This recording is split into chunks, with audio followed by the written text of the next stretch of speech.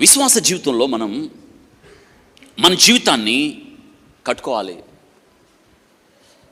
దేవుని కొరకైన కోరిక మనం మండుతూ ఉండాలి. మనం ఎలా రావాలి? మన గుండెల నిండా దేవుడు ఉండాలి. ఆ మెట్లోకి మీరు ఎదిగినాలి. మీ జీవితంలో ప్రతిదీ కూడా దేవుడు చేస్తాడని జ్ఞాపకం చేస్తున్నాను.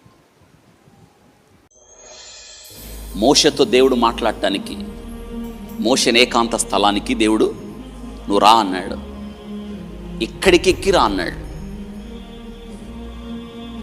మీ జీవితాల్లో కూడా దేవుని కొరకైన జీవితం, దేవుని కొరకైన హృదయం, దేవుని కొరకైన కోరికలు మీ జీవితంలో మండుతూ ఉండాలి. మన కొరకు మనం బ్రతకడం కాదు కానీ, మన కొరకు మనం జీవించడం కాదు కానీ, దేవుని కొరకు జీవించడం అన్నది మీరు నేర్చుకోండి. జీవితం కోల్పోయిన తర్వాత, వచ్చిన అవకాశాలు మీరు నష్టపరుచుకున్న తర్వాత, జీవించవలసిన సమయంలో జీవించకుండా అంతా పోగొట్టుకున్న తర్వాత సలోమోన్లాగా ఏడవకండి. అయ్యో నా జీవితం ఎలా వ్యర్థమైపోయింది, దుర్దినములు రాకముందే వీటి యందు నాకు సంతోషము లేదని చెప్పు సంవత్సరములు ఇలా ఏడ్చాడు ఆయన.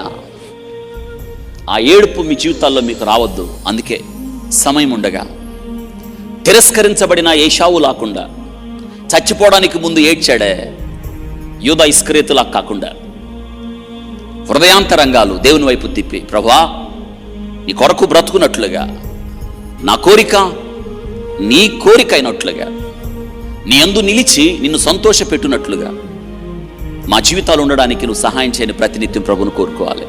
అది ఏదైనా సరే ప్రభు మీ కొరకు చేయడానికి ఇష్టపడుతున్నాడు ఆయన.